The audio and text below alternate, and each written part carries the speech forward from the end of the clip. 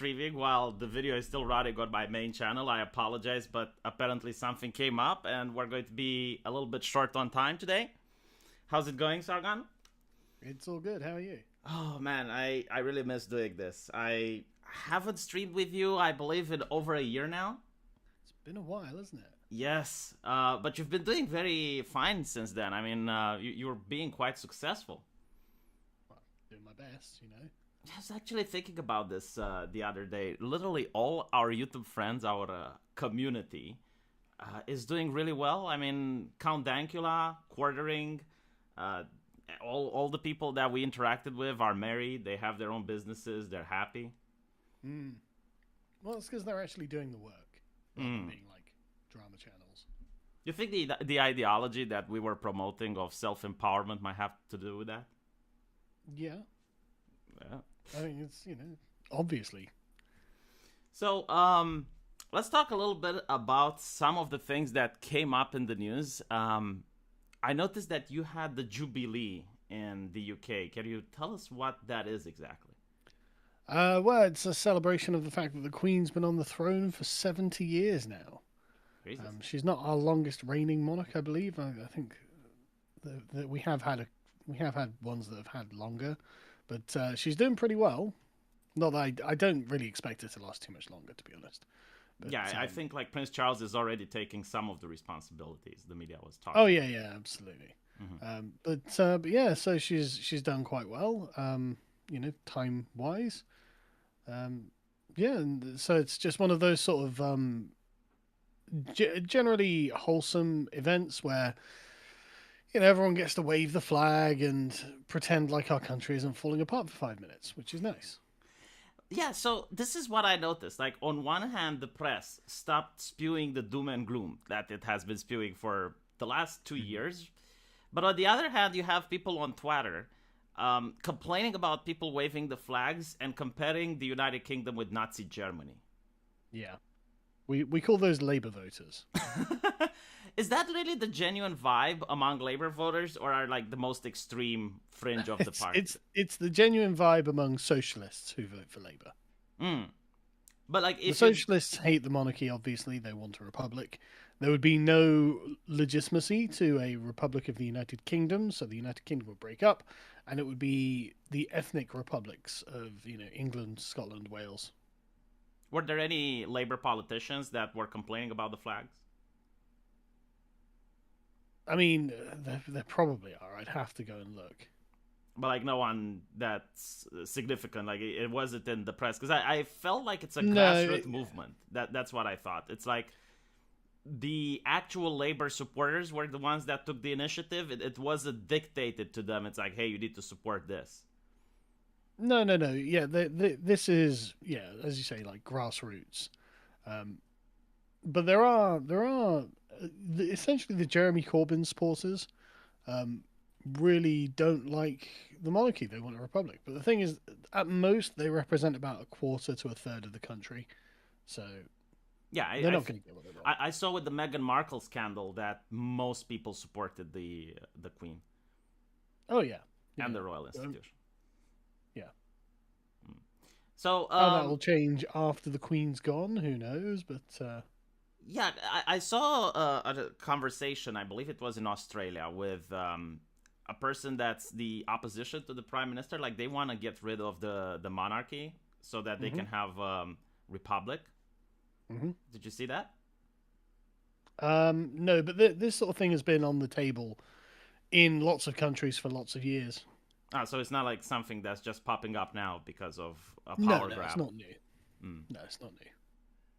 But going back to Britain, how do you feel about Boris's? How many years has it been? Like 3 years in office now?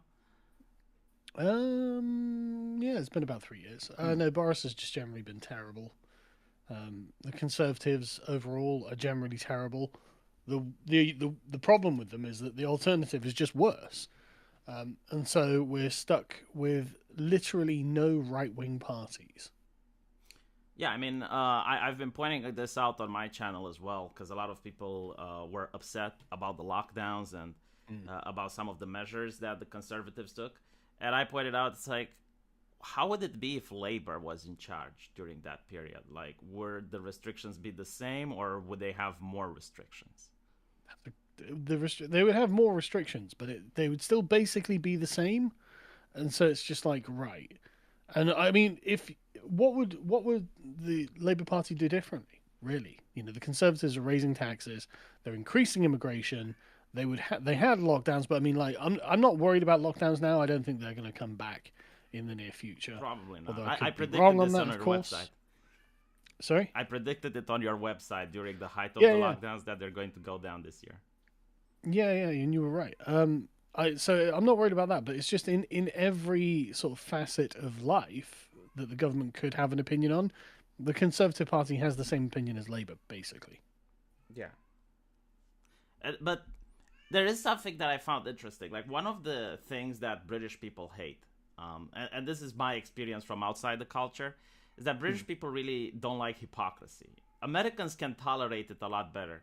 So it's interesting to see that during the height of the lockdowns, Boris, as well as his aides and other politicians, were partying really hard while people were getting fined and they were locked in their houses.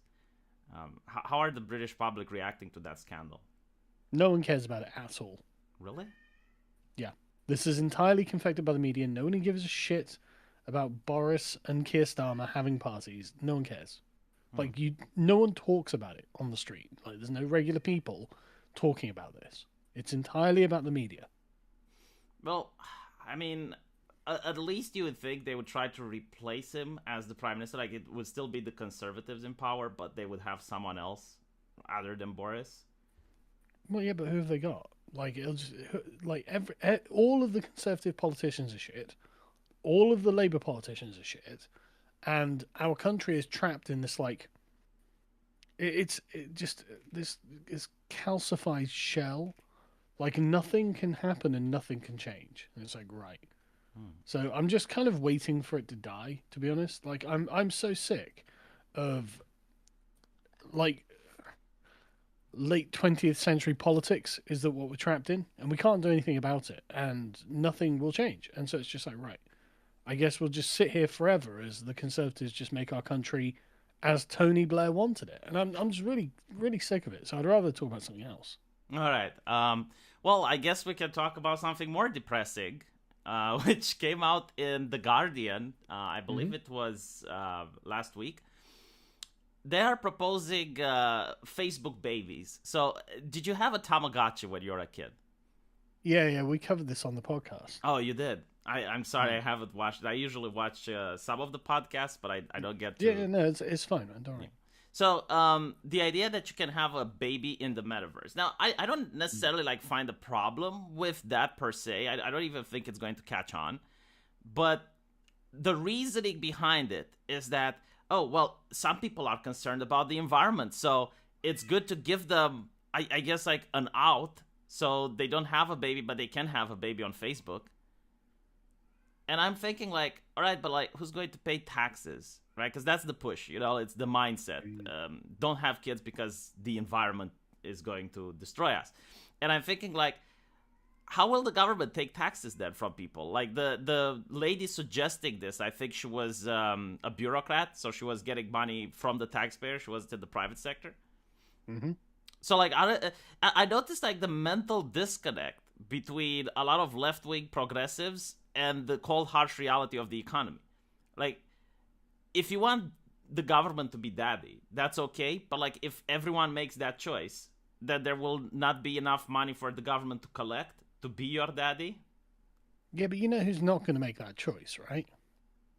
The conservative people and the immigrants that are going to the immigrants, yeah. Mm-hmm. They're not going to make any such choice. They'll see that as being nonsense, and they'll just get on with their lives. And so it will just be the indigenous people of Western countries who are essentially they're kind of sunsetting themselves as a civilization. They've accepted that their civilization is over, and now it's just time for them to just quietly pass away.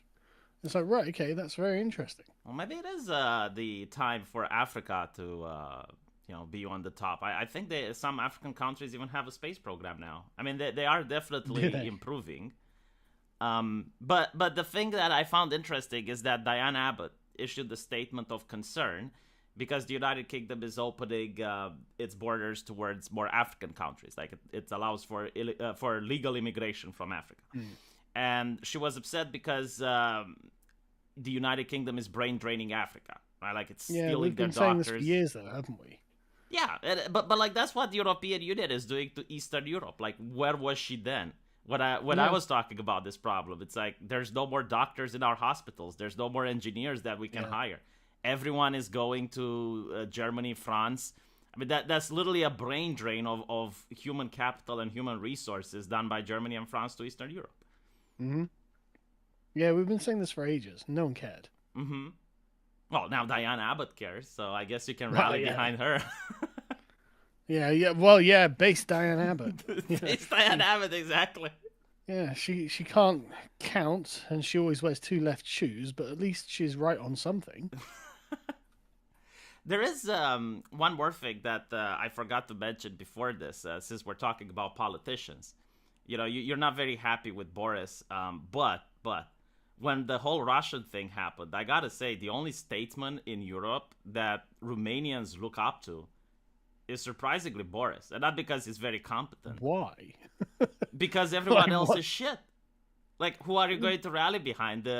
Germany, who was laughing at Trump when they suggested, like, you're taking too much gas from Russia and you're becoming dependent. Macron, who was crying after a phone call with Putin. Like, literally the only leader that actually went into Ukraine and was within the capital was Boris. And he also took immediate measures before anyone else did.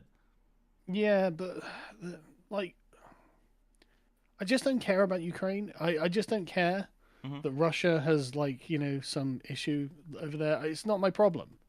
And, like, Boris being like, oh, we're going to support Ukraine, blah, blah, blah. It's like, okay, we're not an empire. Like, we're a dying civilization. And you sat there like we're going to start sending thousands of men overseas and stuff. It's like, we're not going to do anything. You know, we are literally not going to do anything, nor should we do anything. It's not our fucking business. I mean, I can understand that point of view if you're in Great Britain, right? Like, but for me, at the border with the conflict, well, I'm just saying that sucks. And I'm not going to say I know.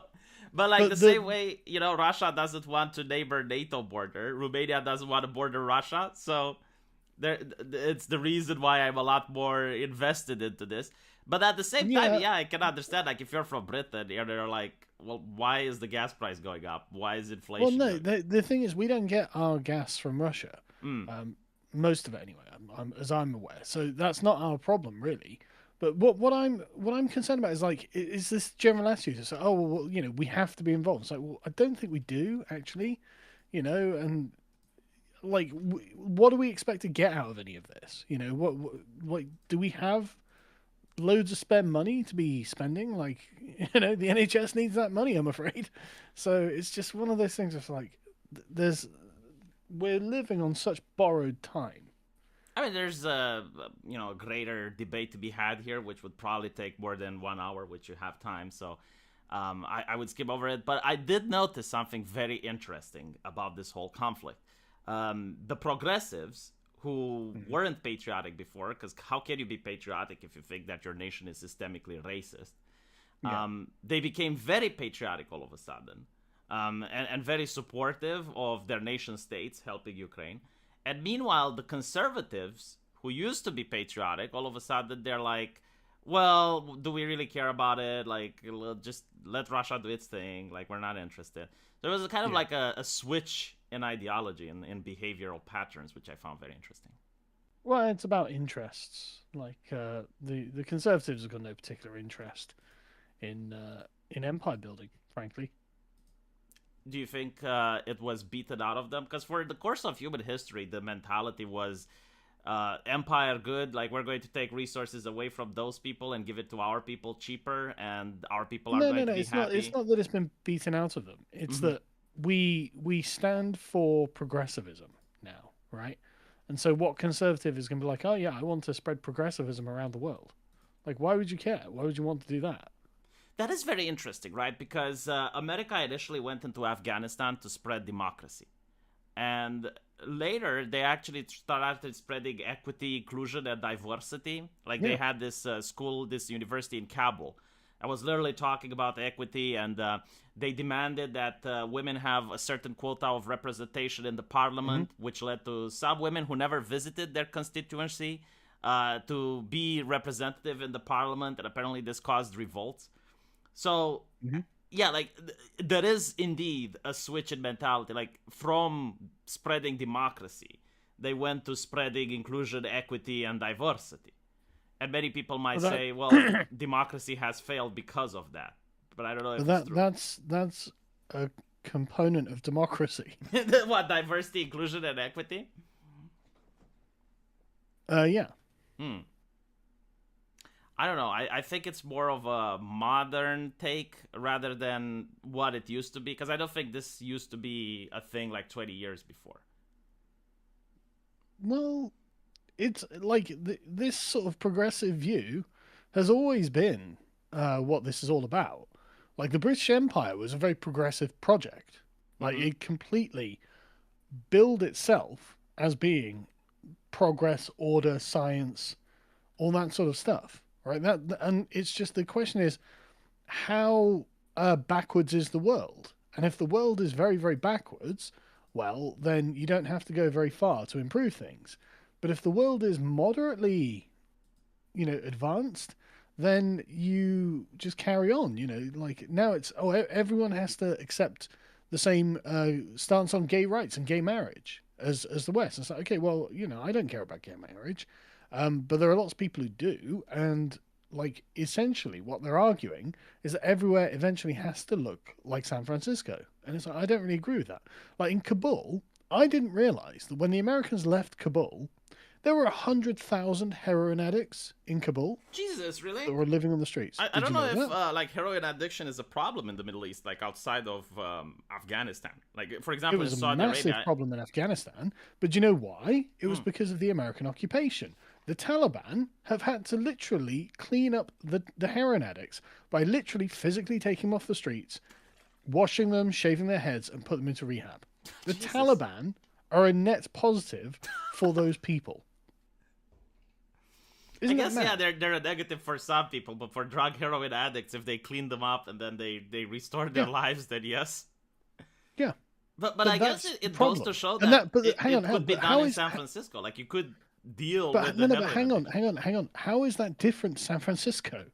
Like, what's happened in Kabul with the drug addicts is the same as what's currently happening in San Francisco, except in San Francisco, there's no Taliban who can help those people. I think like they're going to be on I think it would be against die. human rights. Like, if you were to take a drug addict from the street and you put him in a rehab by force and you rehabilitate him, I think you would be violating his rights in the United States. His rights of what? Well, first of all, die of an overdose on the street. Yeah, well, he is being detained against his will. I think the mental health institutions in the U.S. have been taken down. Like, right. Yeah.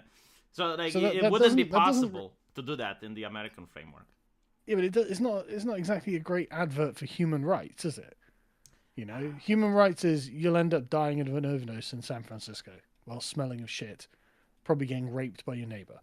I guess, yeah, in certain situations. But I do agree with this by pointing out to the Jordan Peterson case. So Jordan Peterson was, I believe he was prescribed benzodiazepines, and he got addicted to them, not because of his own will, but because of medical prescription. And here in Eastern Europe, the way we treat that is we tie the patient to the bed. Right? It doesn't look good for the cameras, but we tie the patient to the bed and we allow him to go through the withdrawal. In the US, that would be a violation of his rights. So what ended up happening is that they took Peterson from US, moved him to Eastern Europe, where he got cured from his addiction. But like the cure that was done here would have been considered a gross human violation in the US. Yeah, but that just goes to show you that like there's a problem, right? Yeah, it's basically like we don't want the whole world to be like California. It's good if there's diversity in the world, if some nations do things differently. Well, it's just like the thing that they're doing is just gross and it's wrong, and I really don't approve. You think there's going to be a backlash against it soon? Well, I imagine it looks like it's already here. Like with Disney, and now there's like more companies that are refusing to be political. And we noticed that the school boards in the U.S. Had a lot of parents that quote unquote rose up and started voting for new leadership in the school boards, Yeah, which ended up with a very interesting response from the Biden administration. And this is not very good optics, but they said that any school that doesn't promote the, I guess, like the progressive agenda, one of the things that they're going to end up having is like they're going to take the lunch away from the children. So they're not going to give money for the lunch that kids have. Yeah. I'll show you the article if you want. You know, like I don't think the taxpayer should be paying for that anyway. So. Yeah, like when I grew up, I was actually talking about this in my previous stream. Like when I grew up, I didn't have any lunch at school. Like I would eat during the morning, like when I would wake up at 7 a.m. So I would eat breakfast, and then I would go to school, and I would eat when I got home at 3 p.m. Like yeah, I mean, my parents would give me a packed lunch, so... Yeah, so your parents gave you like a little pack that you would have at school? Yeah, sandwich, apple. Yeah, but like now people are freaking out whenever even the implication that kids won't eat at school from the taxpayer money can happen. Because I remember they freaked out with what was her name? Theresa May in the UK when she said that she's going to take away the lunch kids' money, the money for kids' lunches. And now with Biden going, it's like, oh, well, if you don't push for diversity in schools and inclusion and equity, we're not going to give kids lunches. Yeah, I just like our whole civilization is coming unraveled. So like this, we need to spread democracy around the world. It's like, well, I mean, we're not going to be around to spread democracy for that much longer, frankly.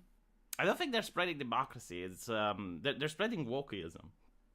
Yeah, but even if it's at its most charitable interpretation, they're like, we're just spreading democracy. It's like, okay, but look where that's gone. I mean, like, spreading women's empowerment, that sounds great until you realize that our civilization is in a terminal death spiral at the moment, and it's a really slow one. So it's gonna take a while, but after a while, you'll realize that our civilization has just absolutely collapsed. And so it's like, okay, well then, I mean, they're not spreading women empowerment, are they? Because like now they can't even define what a woman is. The judge on the Supreme Court of the U.S., who was elected partially because she is black and a woman, couldn't define what a woman is. Yeah. So. Yeah, I watched Matt Walsh's documentary the other day. I actually signed up to the Daily Wire so I could watch it because it looked interesting. And it's just hilarious how, like, this is the embarrassment that is the West at the moment. Like, if I were a foreigner looking at the West, I'd be like, I don't be anything like you. Give me fucking Islam or whatever. Something that has some kind Oh my of God, Sargon confidence 2016. We need to limit immigration. We need to crack down on. We need to do all of those things. And Sargon 2022, like, give me Islam, like. We do need to do all of those things. We're just not, right? The Conservatives have increased immigration into Britain by 50%. It used to be that we had 700,000 people a year coming to live here. The Conservatives are like, yeah, why don't we make that 1.16 million? It's like, right, okay, well then just bring on the fucking caliphate. Like, if that's how it's going to go, I'm just going to convert. Fucking, I'm not going to cry a single tear when things start getting Islamic around here. I'm just going to really, are you going to convert? You fucking chose it. Are you going to do the whole prayer ritual and the Ramadan? And... No, I'm just going to be the world's shittest Muslim. The world's shittiest Muslim. Yeah, well, why? But, like, I can see why you're saying this, because this article, like, I showed it to other Romanians. They didn't believe it, all right? It's from the Daily Mail, and it says, BBC changed rape victims' quotes to avoid misgendering her trans attacker. Yeah, man. Woke staff replaced every reference to male-born abuser as he, him, to they, them to be more inclusive. Yeah. I mean, that's the BBC. Fuck them. Yeah, let me tell you what happened, right? Because, like, we used to joke, I believe in 2016, about lesbians not being tolerant enough, right? Because it's going to be, well, if you don't want to have sex with a trans person, then, well, and you're a lesbian, well, then you're a bigot, aren't you? So this is literally what a lesbian said. They threatened to out me as a TERF and risk my job if I refused to sleep with them, she wrote. I was too young to argue and had been brainwashed by queer theory, so they were a woman, even if every fiber of my being was screaming throughout. So I agreed to go home with them. They used physical force when I changed my mind upon seeing their penis, and they raped me. So she didn't use they, them. She used... Very progressive. Yeah, she used he, him, but the BBC changed, her wording, her statement, in order to make her more inclusive. And I remember this happened back in 2016 during another moral panic, which was about Islam at the time. There were some of those girls that got groomed, in the grooming scandal in the UK.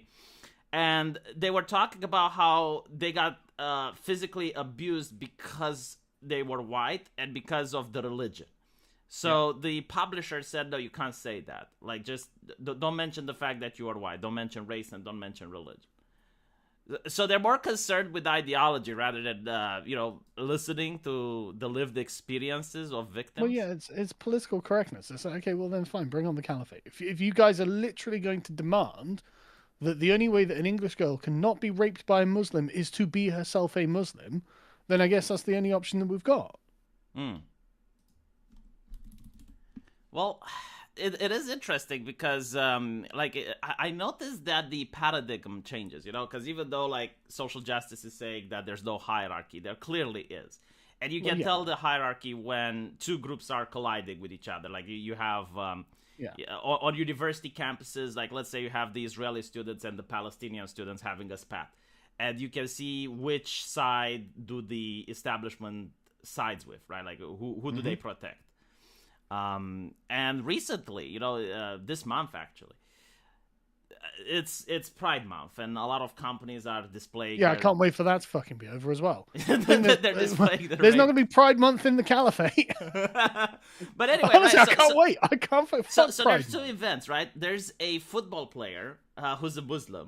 and despite the fact that his football team decided to wear a rainbow badge or whatever, he refused to. And the public went against him, right? I found that interesting because before, if you remember, in the UK schools, there were a lot of Muslim parents that went against the progressive teachings in those schools. So the media sided with the Muslims for a while, and then they were very iffy about it because they were uncomfortable siding with the teachers. But now it seems that the media has flipped, and now they are siding. They would be siding with the teachers against the Muslim parents. Okay, just fucking. Who cares? It's like none of this matters at all in any way, shape, or form. Like, let's just honestly, I'm at the point where I'm saying, let's cut to the chase. And fucking, have the Mosque of England. Okay, let's just get on with it. I mean, the Church of England's dead. It's absolutely dead. The only thing, right, that the Archbishop of Canterbury has said that's even vaguely interesting in the last, say, 20 years has been, Prince Andrew? Vaguely? I don't know. The nonce who was friends with Epstein. Yeah. Okay, now I do. Yeah. The only notable thing that the Church of England has said is maybe we should forgive him. Why? Like, literally, we've got, thousands of mosques all over the country. We've got mass immigration. We've got unbelievable corruption and change and differences. And it's like, maybe we should forgive the pedo prince. It's like, why? Why is that the thing that you come out and have a firm stance on? Wasn't there another holy man in the United States? I think he was a bishop or something, and said that Nancy Pelosi should be denied communion. And you have all the progressives freaking out as if they give a shit about communion to begin with, but they were so livid about it. I was like, what the hell? Yeah, absolutely. Like, the only time I saw Democrats caring about religion, and it's demanding that Nancy Pelosi gets communion. Yeah. Yeah, it's fucking mad. Uh, But I mean, don't get me wrong, she shouldn't because she's an abortionist. Like, there's no such thing as a Catholic abortionist. Like, any Catholic that's pro-abortion is a non-Catholic, and I say this as a Muslim, right? Actually, There is no actually. No, you can make the argument. It's the same argument that the Orthodox Church made for brothels between the World War I and World War II period. So Romania was very progressive. We had brothels, and of course the church was taking some money from those, but it was a little bit laundered. It wasn't like on the face. So they had a vested interest in allowing them to continue. And what the church said is that temptation, virtue cannot exist without temptation. So they wanted the they wanted the temptation to exist. And it's like, if you're a real Christian, you won't go there.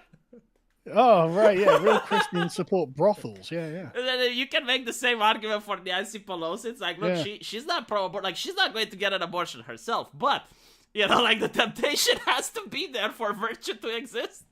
Yeah. That's very enlightened. Okay, let me tell you some funny news, because I got you upset a little bit with politics. Yeah, it's just... There's no end and there's no winning. I guess the winning is to enrich your life, like make sure that you have a strong and happy life and you can give your kids the best life possible, help your friends, and that's pretty much all you can do. Yeah. But the thing is, like, my country is falling apart. Like, literally, I'm watching it in real time fall apart. Like, you should see our fucking high street, mate. It's like all the shops are closed. Like, almost all the shops are closed. Like, it's just mega chain stores that exist there now. There's loads of boarded up places and just things that are graffitied across. There's fucking loads of, like, Syrian quote unquote refugees who are just hanging around outside one of the hotels, and there's nothing. It's just degenerating. It is physically degenerating, and you can mark the progress of the degeneration. Would you say the lifestyle of the average person has gone down? The quality of life. I mean, I guess, like, I don't know what they're looking at in quality of life. They just stay in their homes and look at the mobile phones these days. Like, that's the quality. And raising of life. Facebook babies. Yeah, I guess so. Yeah. All right, so listen to this article. This is something that I found interesting. This is the third time it happened, by the way. It's on the War Thunder forum. So War Thunder is this military game where you get to drive around tanks, right? Yeah. And there's this person coming up, and he says that the tank is inaccurate, right? And the mods I heard about this. Yeah. Sorry? I think I heard about this. Let me give you the article. Go on.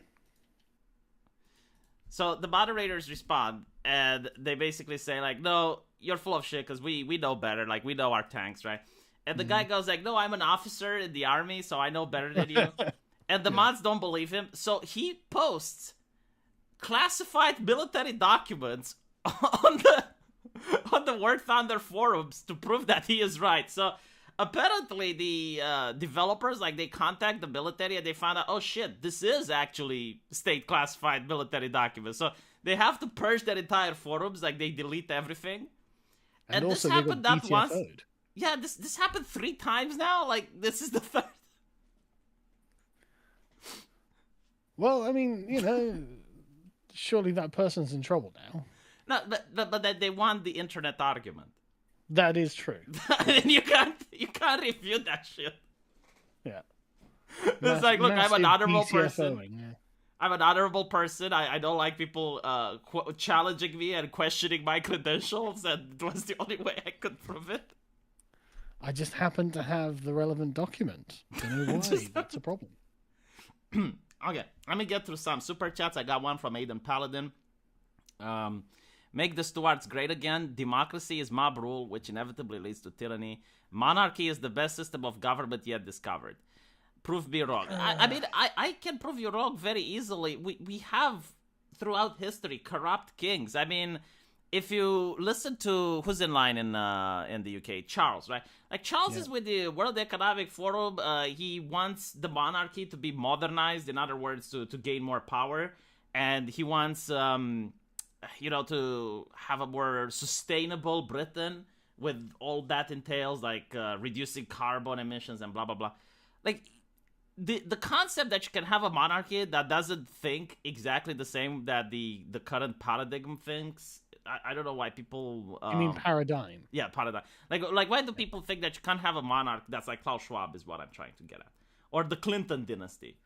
Yeah. Well, like that's not. The monarchy is not like the best government or anything like that, because all government is basically you choose your flavor of shit, right? The problem is honestly the concept of rights and the origin of them. At least with monarchy, there is an easy and definite source for rights. The rights come from your king. From God, the actually. The king tells you what your rights are. Well, no, it's from God, and God empowers the king. Yes, but like in a direct way, the king is setting the rules of what right is, right? Yeah. You have a right to X, you have a right to Y. It's a negotiation with the king. It's like, okay, that's fine. That's at least doable. But what do you do when the king breaks the law? Well, because it happened. I mean, Churchill had not Churchill. Sorry, Cromwell. Right? He had a problem with that. Yeah, absolutely. But this is an English pathology. This isn't for foreigners. Well, it's not. Okay. It's not. Well, no foreigner agrees with the English on this. Like, it's just this has always been the English pathology about the concept of like the restriction of the king. But the problem is the concept of civil rights, right? Yeah. Civil rights come from the government. It's like, okay, so you've replaced the king with the government, and the government isn't really anyone, right? A king can have his head cut off, but a politician is just going to retire. That is correct. The party will continue. Less on, accountability right? Is what you're saying. It's not. Yes, but it's not. There's necessarily less accountability. There is essentially no accountability. Like the accountability is dispersed. There's no one particular person that you're going to be able to pin all of the problems on, unlike with the king. And also, like, if you are saying, well, the rights come from the state, then the boomer Republican meme of, oh, you're making the state into God actually comes true. That is actually true. But also, anything can be a right. Like, literally, if you're like, oh, the state is God, it's like, okay, well, we've arrived at the position of fascism, in which the state is a divine being and is the arbiter of your rights, the origin of your rights, and so can choose to make anything a right. Yeah, I mean, I was actually having this conversation with a communist. They're like, housing is a human right. So I'm like, okay, you're saying that if I go to Somalia and they can't afford to build me a house, like they're violating my human right for not giving me a house. What you're also saying is that nature, if there's a hurricane and it blows down your house, nature violated my rights. Oh, Christ, get the human rights lawyers. We're going to sue the earth now. What are you going to do? It's not fucking right. Yeah, but even then, it's like stupid. It's like if you're on an island, right? It means that someone Sue has Mother to... Nature. Yeah, like someone has to build you that house. Right? Yeah, Because exactly. otherwise it's violating your right. Like someone has to make you a house. So let's assume that they do think that. Then the concept of rights becomes very, very malleable, right? Mm-hmm. It's like, oh, you've got a right to this, but you might not have it, and it could be violated by nature itself, and therefore right is a kind of wish list. It's like, oh, I would like it if that was the case. What about my human right to broadband? What do you mean? You just want broadband? That's what you're saying, right? Oh yeah, they you've did reduced talk the concept about it. of right. You've reduced it from being something that is important and something that had genuine moral force, right? When the English would argue for habeas corpus, right, as in charge me or let me go. Yeah. I as an Englishman have the right as an Englishman, and I'm having that enforced by the king. And so the sheriff or local, whoever it is, who's arrested me, is petitioned by the king on my behalf. That is important. That has a lot of moral force behind it. But if you've reduced your demand to, well, I just really like it, and it's like, okay, well, no one fucking cares. I don't think Like, it's like, it'd be I really nice. like it. It's like, the way they justify it is that housing is a human right because it's essential, right? So like, which is Not not according to the entirely... homeless people, not according to fucking California. Sorry, no, it's not essential. With again, they can say what they fucking like, but they're full of shit. Everything about this doctrine is back to front and upside down and doesn't work and doesn't make any sense. The thing that I used to laugh at, and then I realized, holy shit, it's actually true, is when Ben Shapiro was talking about healthcare as a human right, and he was saying like, what you guys want is to make doctors your slaves, right? And I was like, Sure, come on, but... that's ridiculous. Like, like that argument doesn't fly. It's basically like the state vouches that when you need a medical practitioner, they will find someone willing to give it to you, right? But then, you look at Germany at the beginning of the pandemic, and what do? They say that any doctor is not allowed to leave for like, I think it was like 6 months under punishment. Like, if you look at really? Yeah. Like, if you look at the very first draft, okay, which lasted for a little while until Germany actually realized like what the pandemic is about. So they, But like in the very beginning, they made the we used to call it in Romania the Healthführer, because they gave the I think like the their version of Minister of Health, they gave him tremendous powers, like more than Hitler used to have at the beginning of his reign, basically. And one of the things was that if you're a doctor, like you want to quit, like you have to give, I think it was like a 3 months notice. But basically, until then, you had to show up. You had to do your job, right? So, and this comes from the concept of public health. Like, this wouldn't happen in a place where you have, like, private healthcare. And you can debate whether that's a good thing or not. But the thing is, like, most doctors didn't sign up to be soldiers, right? You can debate whether enslaving doctors is a good thing or not. But, I mean, okay, I guess we could. Yeah. But, like... I feel that we've ceded too much ground. Yeah, like at that point, I was myself like, what the? And in Romania we didn't have that, but there were like some old doctors who were going to retire in 1 or 2 years, and they were very old, suffering from other conditions as well. So I can understand why they quit, right? But like the public was like, oh, look at these cowards! They're quitting at the first front of danger, and blah blah blah. And I'm like, look at these slaves down in the mines. They're quitting just because the mines keep collapsing on them. Yeah, pretty much. And it's like, I don't know, like if they're aware that doctors didn't sign up to be soldiers, like it's not like they have a moral duty to maintain their jobs, right? Like if anyone wants to quit their job, they should be able to. Like even a police officer during a riot. Radical position that needs to be said in 2022. People should actually be allowed to quit their jobs if they want. Yeah. No, but like think about it. Even a police officer, right? Like during the worst riots, can still provide his resignation. I guess like the only job which you're not allowed. Look how far things have gone for that to be a legitimate like argument that you have to make. Like that. There's no time like prior to like now in my lifetime that would have been a necessary statement to make. Like no one would have been like, well, I think we better assert that. That no argument would have come to that as a conclusion because it would have been presupposed. Well, people talk about the oath. Like the oath only is working while you're a doctor, right? Like you can choose to quit being a doctor.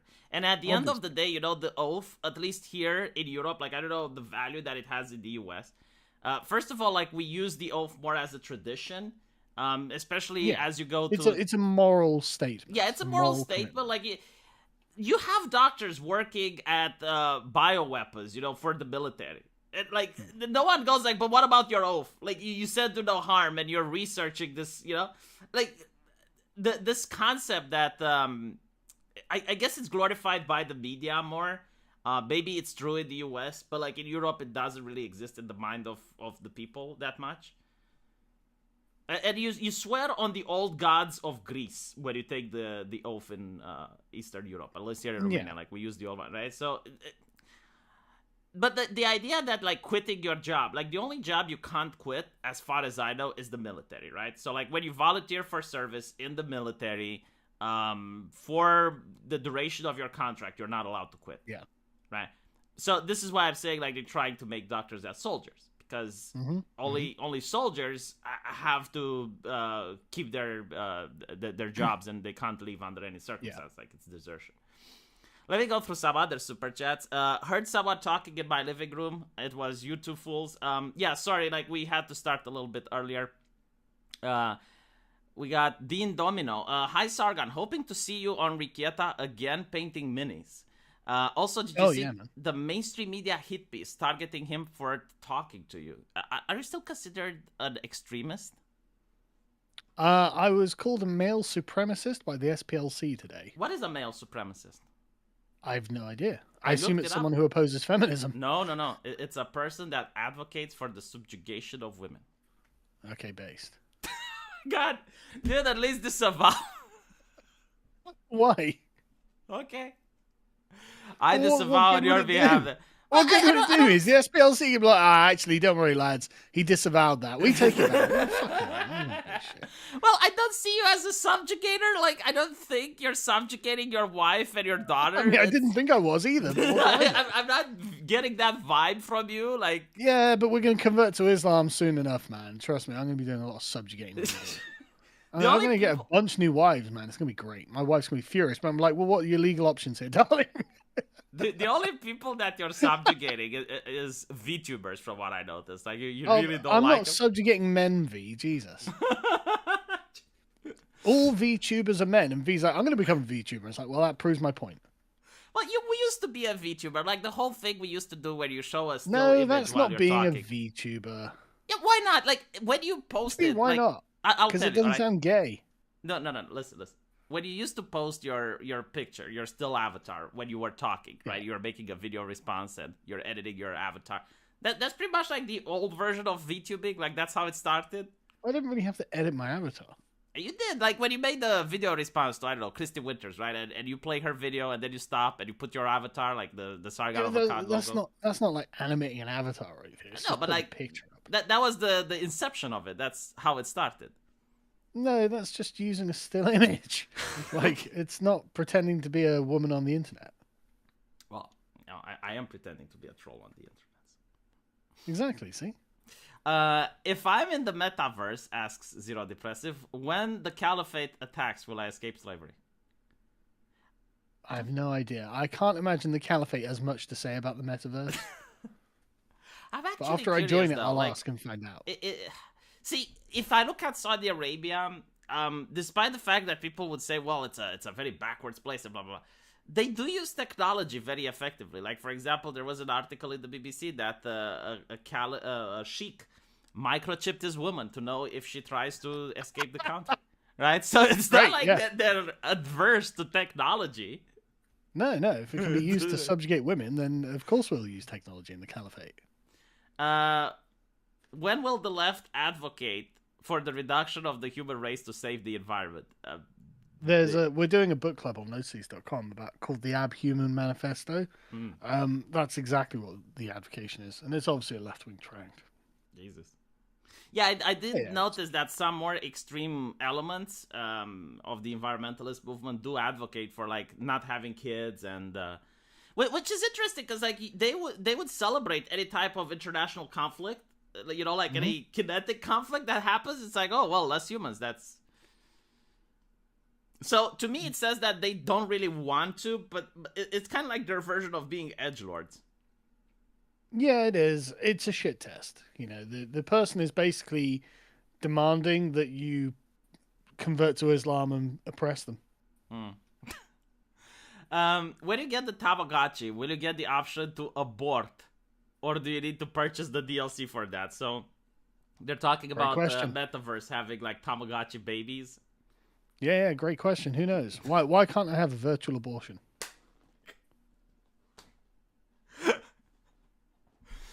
It is getting to that. Justifiably Stupid says, how do you both define progressive? I don't think it's about moving people forward along the same Marxist material dialect. Okay, so here's the problem that I have with words and definitions. They don't have to be mathematical correct. I think that words. I think a word. 2020. I think a word is accurate when it gets the person you're talking to think about the same concept you're thinking. So like if that's the purpose of words. Right? Because like usually they will be this is the postmodernist thinking. Like if you don't accurately define with 100% effectiveness what you're talking about, then that word doesn't exist. That definition doesn't exist. But that's not how we use words, right? So for example, if you define a chair as being a piece of furniture with designed for people to sit on, right? And you comment like, That's "Oh a wait, but terrible a definition stool, of a chair. yeah, a stool is that, and it's not a chair." Yeah. It's like, yeah, but like you don't. The purpose of the word is for me to convey something and to get you to think of the same thing that I'm thinking. So if I do that, then it's accurate, even if you find some exceptions to the rule. Yeah. That's a good argument and a good way of looking at definitions. Yeah, and for progressive, like I think that when you say that, most people think exactly on what I'm thinking when I say progressives. Yeah, leftists. Communists have been rallying behind the slogan of democracy since the revolution. Karl Cantel sloganeer from proper discourse and wants to remove all things that corrupt terms, such as our democracy. So no, like commies, they subverted the concept of democracy and they actually called what they wanted to achieve as quote unquote true democracy. Okay. So true democracy is when everyone is equal, right? Because they believe you can't have a democracy as long as people are unequal. Because like if I have let's say that I want something and Elon Musk wants something different, like theoretically our votes should cancel each other out. But because Elon Musk is more influential, because he's got, he's from a higher class than I am, like he's going to get his will, and it doesn't matter even if I find like 10 other people that think like me, he's still going to impose his will. So what communists suggest that true democracy can only happen when people are completely equal. And that's when, we can have democracy, and because there's not going to be the power difference between me and Elon Musk. Yeah. That's basically what Enlightenment democracy ends up looking like. But I think it's human nature, though. Like, I think in every society throughout human history, throughout many other nations, you will find, like, certain people that are more powerful than others. Like, the chief of the tribe has a better tent. The shaman of the village has more power and more respect. Like, you don't have a society where everyone is equal. Especially since, like, you're not equal to what you used to be 5 years ago, even though you're the same person. New York City Health is running taxpayer-funded ads on the subways that say, "Don't be ashamed you are using. Be empowered that you are using safely." What, drugs? Yes, There we go. I saw that. I don't know if it's true. I didn't present it because I haven't fact-checked it. Like it's sometimes probably when true. you see something... It's bound to be true. Let's be honest. I mean, like it would be more unlikely if you told me it wasn't true. Like, come on. I mean, but this is how the progressives view the world. They don't view any state of existence as being inferior to any other state of existence. Yeah, they view whiteness as being inferior. No, that's the problem. They view it as being superior. Oh yeah. Like I actually had this take on Twitter that went viral. Wokeism, just like racism, wokeism is a racist ideology. It's just that it doesn't work on hate; it works on pity. That is a good take. It works. It also works on envy. Like the reason they care about whiteness is just because whiteness. When they say whiteness, what they mean is Protestantism. Yeah, like capitalist. Just Protestant work ethic. This is why Swedengate's been trending recently. What is Swedengate? I haven't looked into it. Oh, it basically in Sweden you're expected to buy your own food. Oh, like people and the non-Protestants were like, "What? That's crazy." And it's like, why is that fucking crazy? But isn't that like all around the world? Like, is there an exception to this where you don't have to buy your own food? No, it's in like, do you expect your neighbors to feed you, like occasionally and stuff like that? I mean, and Protestants generally don't. Yeah, what like welfare? Like if you no, just charity, just like sort of communalism. They have this in some Nordic countries, I think, where like if you have plenty, you put like a bag with fruits and vegetables, so that homeless people can take it. No, I'm not talking about charity. What we're talking about is like, just generally, is there an obligation for your neighbor to give you food in a social circumstance, right? Like, should there be consequences for him if he doesn't give you food as well? Yeah, a social penalty. No. Well, yeah, exactly. But the Protestant nations, overwhelmingly, people don't think that, right? However, I don't think Catholic nations, that thinks that. No, there are loads.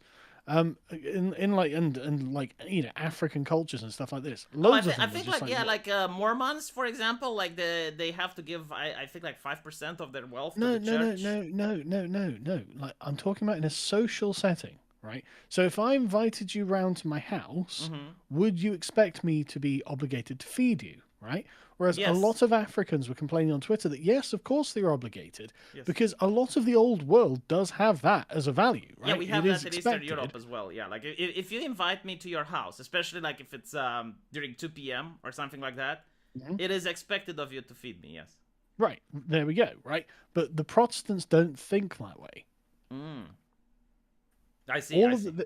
all of the Protestant countries were like, no, and so this is the evil of whiteness. It's like it expects you to the Protestant work ethic expects you to take care of yourself, and the sort of northern European countries, Ireland excluded, um, generally think that way, whereas like Eastern Europe, Southern Europe, like the Mediterranean, Africa, no, non-Protestant areas, they don't think like that at all, and they think that actually you are obligated to feed people. It's like, well, okay, that's your opinion, Yeah, I but mean, look, the thing is like if you came to Romania, right, and you invited me to your house, yeah, I would expect you put food on the table. But if I go to Britain and you invite me to your house, then I don't expect that you would put food on the table. good. Because like, but it's like I am the one that has to integrate, right? Like if you come to Yeah, Romania, you have to integrate because you chose to come to Romania. So like this sure, is how we do it here. But if I go sure, to and Britain, it's like okay, well, it's a different country. I gotta, yeah. like they don't do that there. But this is why Sweden was declared racist recently, Mm. right? This was what Sweden gave us, and but that's what whiteness is. Whiteness is this Protestant ethic of self-reliance. That's what they're talking about. But what does the Protestant ethic of self-reliance create? Well, it creates people who don't need handouts. It creates a culture in which people like look badly upon taking handouts, and they feel that they shouldn't take handouts, right? Mm. And this is Oh, racism. This it's is just what like what a small example. Yeah, I get it. Like for no, example no. in This is the China. very root of all of it. This is the very root of like the entire problem Mm-hmm. with all of these things. No, It's I it's get it now. It makes sense. Yeah, and there's like the thing in China. If you're invited to a restaurant, the person that invited you has to pay. So like, if mm, you invite 5 people to a restaurant, like let's say it's yeah, a work thing, and you're celebrating something, like you're expected to pay, and the people you invite are expected to also offer to pay, but you're expected to force them not to. So you have like yeah. this weird dance where you're like, oh no, I'm paying, and everyone goes like, no, no, no, like we insist, and you're like, no, no, no, no, no, look, I invited you, blah blah blah, and eventually you have to pay for everyone. So like, yeah, I get it. Like that's a Chinese tradition which probably doesn't exist in Britain. And I think something similar to that actually does exist. Like mm, it's not expected, but it is polite to do it. It's a very nice thing to do. oh, I know Uh, something. Okay, okay. Tipping. Like in the US, you're expected to tip yeah, almost everywhere, yeah, but in the UK, you're not, right? So no, what you're saying is that the progressives they look at these cultural differences and they sentence like which culture should dominate the other. yeah, Like they will say no, like if we do this it's racist. So for example, like you have people from Africa coming into Sweden hmm and they're like, okay, well, if you go to their house they put food on the table, but if you go to a Swedish person's house they may not put food on the table. So the progressives look at this difference and they want a uniform culture, they want cultural fascism, and they say no, it's racist if you don't put food on the table, so from now on everyone is to put food on the table. I mean, yes, but it's more like it's deeper than that. There's not that's not the end of it, right? Mm-hmm. No, but it's like That's one just asset. one. It's just one Yeah, it's one faction of, aspect of it. yeah. Yeah. Britannic people do not need democracy, says Eric Gotts. We have need barons. Barons are the things which held the sovereignty accountable. What holds the current government accountable? I guess is Apparently the nothing. fear of. So the problem that I think with Britain is that you have a lot of. The Yes Minister managed to elaborate this very well. It's a British Hmm. TV show. But you have a lot of bureaucrats, people who maintain their position, which has a lot of power, regardless of what politician is in charge. And they're supposed to help the politician, quote unquote, lead the nation, right? Yeah. And because those people are always in charge, they're very rarely held accountable. I think that's the main problem that you have with the British system. Well, there's nothing we can do about the civil servants. Apparently, there's nothing the government can bloody do about the civil servants. Well, no, because they seized the power, right? So they seized enough power so that it's not they seized the power. They've always been the power. Like, it's always been that the civil service has been a very powerful institution in Britain. That's how the country runs. But I mean, there are benefits and drawbacks to this, right? Like, for example, Britain never had the threat of fascism or socialism insurrecting it and turning it into the Soviet Union or Nazi Germany. It just wasn't a threat because so much power is contained in the civil service, and the civil service is like a law unto itself. So there was just no worry about any of that. So it has its upsides and its downsides. You know, it's not like there's no benefit to it or anything like that. Would you get rid of it? It does mean that it's incredibly calcified. Would you get rid of it if you were in power? Well, I mean, we need it to do things. Like, it does stuff, right? I mean, other nations do it without it, so... Well, no, every country has something like a civil service. Just in Britain, it's very well developed. I don't know what we'd do, frankly, without the civil service. I don't know what the options are. You know, like, it would be badly run institutions. I mean, like, again, one thing you can say, at least the civil service is competent. It's very, very competent. Yeah, you guys should check out Yes Minister. It's a British, I don't know if it's a soap opera, but it's a British TV show which very accurately criticizes this.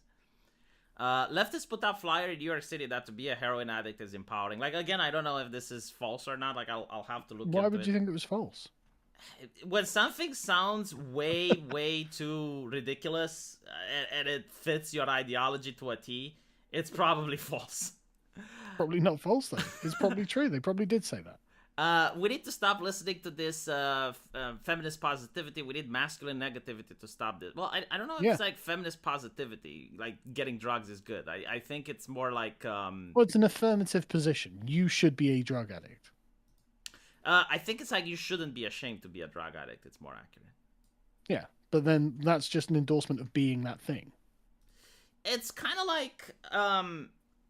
Okay, so a lot of things that you do in life that are positive are also painful. Like nothing good. There's this expression that very few. If something is not painful, it's probably not worth doing, right? So when I was a lot more fat than I am now, and I think you as well, Sargon, right? Like you used to be more corpulent, right? More corporeal. Okay. Like losing weight, the reason I did it is because I went up a flight of stairs and I realized I couldn't breathe. And I was like, okay, well, if this keeps going, I'm going to end up in a hospital. So I decided to lose weight, and it was one of the most painful things that I have ever done.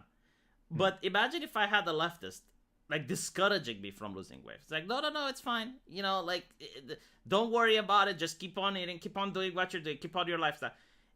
I would have been spared of the pain of losing weight, but at the same time, the pain of getting more obese and not being able to climb the stairs would have affected me worse than the diet that I had for 2 months. And this is the same with the heroin, right? Like, being addicted is probably something that I don't know how it's like because it's very difficult, right? But going through withdrawal is probably incredibly painful, but you get your life back, right? And then you have like the progressive mindset that it's like, no, you don't need to get your life back. Like your life is good the way it is. Yeah, the progressive doesn't understand that you're a slave to the thing that you are addicted to. Yes, that is such a good way to put it. They view every mode of being as being equal to every other mode of being. Yes, that is correct. But it's usually that. I guess they also like shame the ways of being that your grandfather had. So like what your grandfather did was, you know, everything that he did was bad, evil, etc. And they have figured it out, like their way of being is better, which is apparently like taking drugs or being unhealthy. Well, no, it's not. Think about it. Like if standards themselves are exclusionary, right? But they're put in place to uphold something, Mm-hmm. right? You are establishing a state of affairs when you impose standards. And if your goal is equality, then any standard is a way of essentially oppressing and excluding a certain percentage of people. And so you Yeah. have to be opposed to it. Yeah, that makes sense. They've got no Ideologically, I choice. mean, yeah, ideologically it makes sense, but in practice, it's horrible when you look at the effects. Feminists are positive when, how, where. Well, again, like you are being accused of what was it, masculine supremacy or whatever, in a Yes. world where they can't define what a woman is. Like I find that to be interesting. Yeah, Uh, I'll just claim to be a woman. Yeah. Sweden here, not all Swedish people do that. I was raised to feed invited guests. If someone comes unexpectedly when food is almost done, they might not get anything. Yeah, that is true. Okay, so we have the same mindset as the Swedes, it seems. So it's not like you get punished if you don't put food on the table, but it's like not tipping your waiter. You know, like it's socially not okay. It's kind of like not saying hello to someone on the street, right? Like you're expected to put food on the table, but at the same time, the guest is expected to announce his visit. So if someone like comes at 2 p.m. just when dinner is ready, and they come unannounced, then yeah, they're not getting anything. Like they were rude for not announcing their visit, and then it's okay to be rude to them in return if it makes any sense.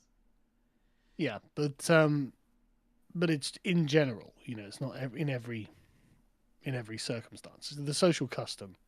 But I hate to say it, man, but I'm gonna have to go. Well, thank you for being here. I really appreciate it. Hopefully, we can do this again when you have more time. And Yeah, man. yeah, it was really fun. I really missed having you and doing these live streams. So thank you again, and I'll see you. No worries, man. Take it easy. Bye. All right. Let me just close the Discord thing.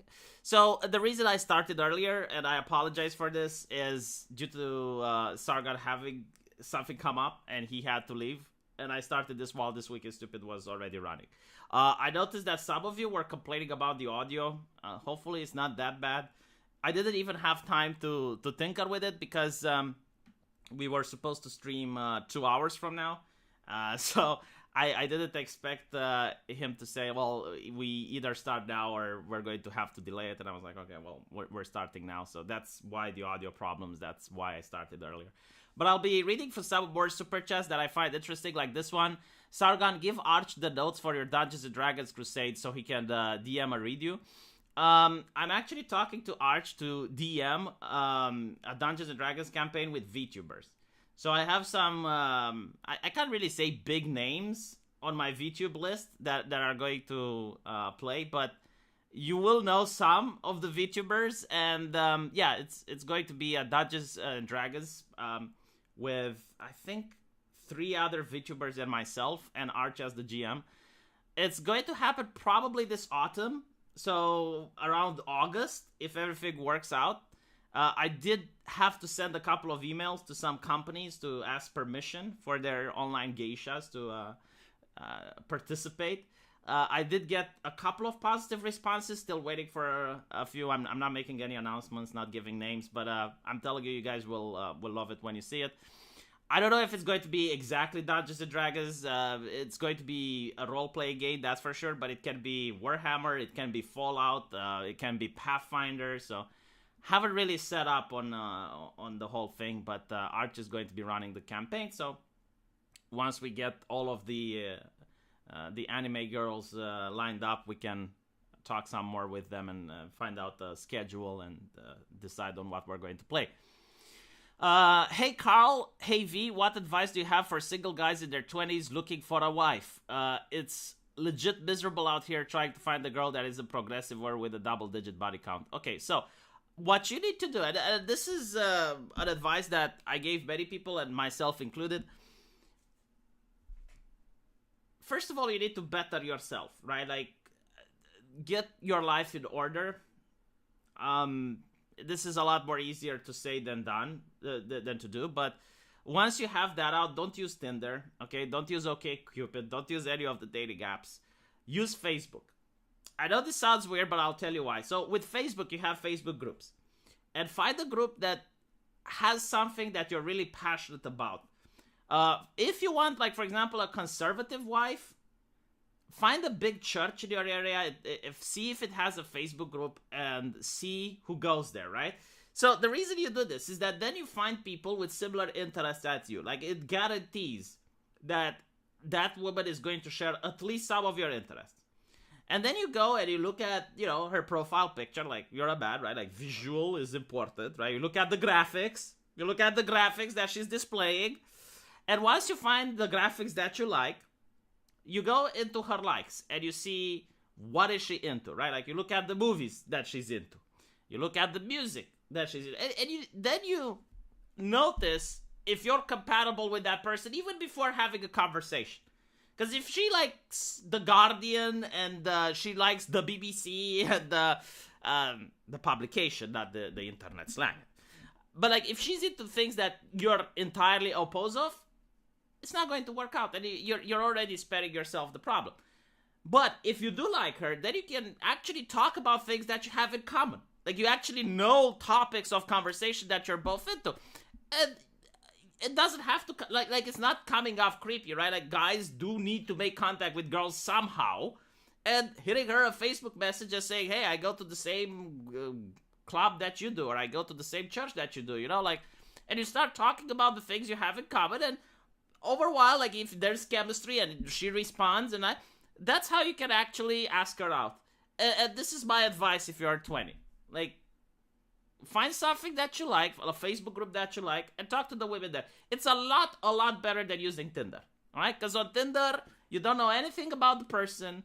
The expectation is that it's not even like that. It's more like you turn women into a product. And I'm pretty sure, like, women on Tinder also view men as a product. It's like they go into the supermarket and they look at the pictures of the product and they go left or right. Like, it's so dehumanizing. It is so fake. Obviously, doing it as your grandfather did it if you can, and, approach women on the street.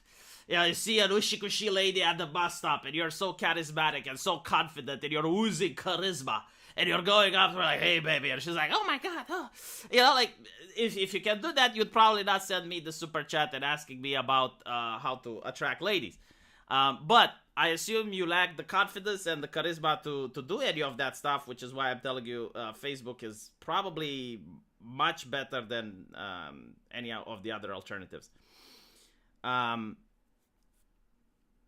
86 Abel says, I bet with Swedengate, most of the issues is these kids were invited over at last second and the mother simply hadn't planned food for them. I would have to look at this whole Swedish Gate thing because I think it's a little bit more elaborate than Sargon described it.